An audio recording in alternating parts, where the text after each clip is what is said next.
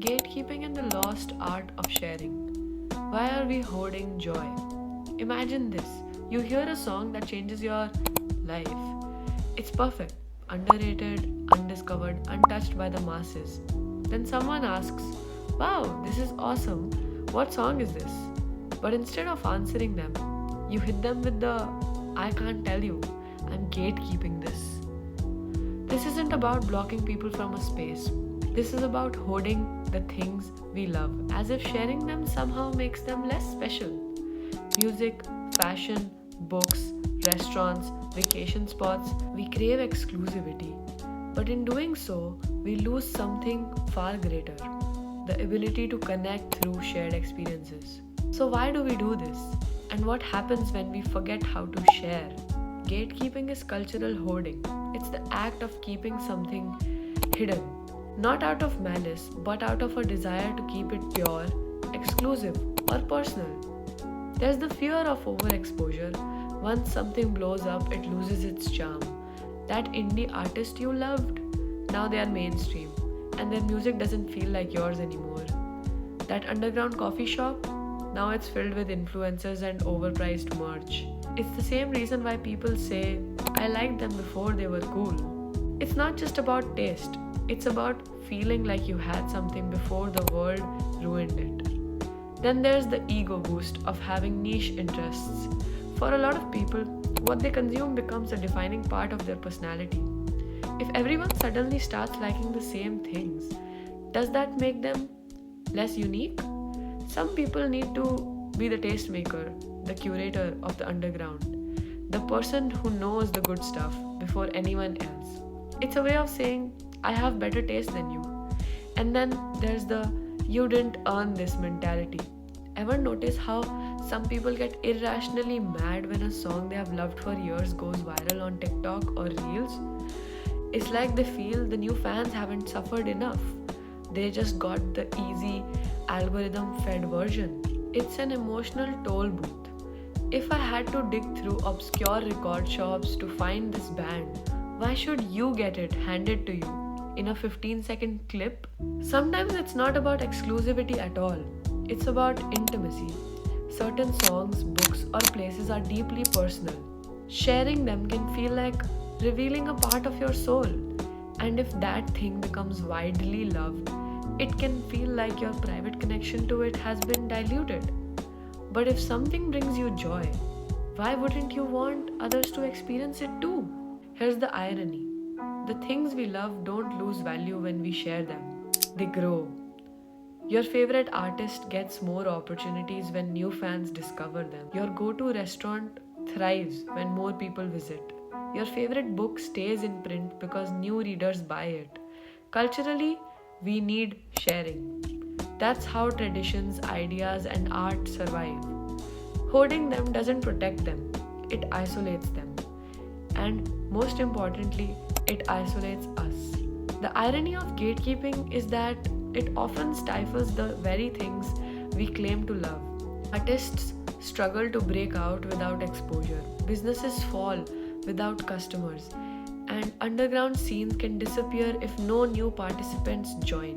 Sharing doesn't dilute the value of a cultural object, it sustains it. History is full of movements and trends that only thrived because a handful of passionate people decided to share rather than hoard. Sharing isn't just about spreading culture, it's about building relationships. Some of the strongest human bonds come from trading recommendations, introducing someone to something you love, and seeing them light up the same way you did. Think about when a friend sends you a playlist and you find your new favorite song, or when someone tells you about a book that changes your life, or when a stranger recommends a restaurant that becomes your go-to spot. These small acts of sharing create connections. They turn individual experiences into collective ones. When we gatekeep, we cut off those moments before they can even happen. In a world that thrives on exclusivity, where algorithms tailor content to individuals and social media is a constant competition for who discovered something first, choosing to share openly is almost rebellious.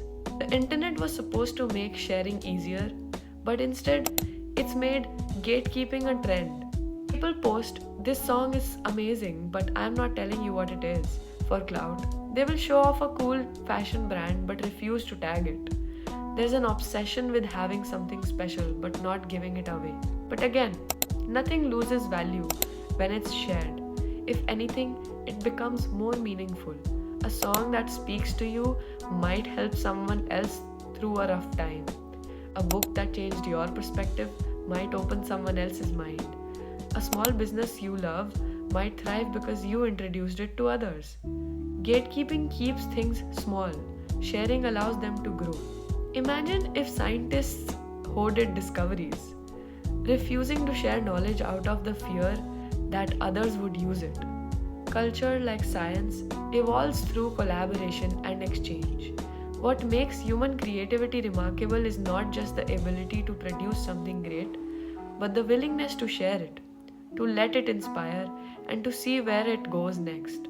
A common excuse for gatekeeping is that once something goes mainstream, it's not the same. And sometimes it's true. Your favorite artist might change their sound to appeal to a broader audience. A quiet coffee shop might get overrun. A niche trend might become over commercialized. But things evolve naturally. That's not bad, it's just change. Your personal connection to something doesn't disappear just because more people know about it. You can still cherish your original experience. Just because a band is famous now doesn't erase your memories of their small shows.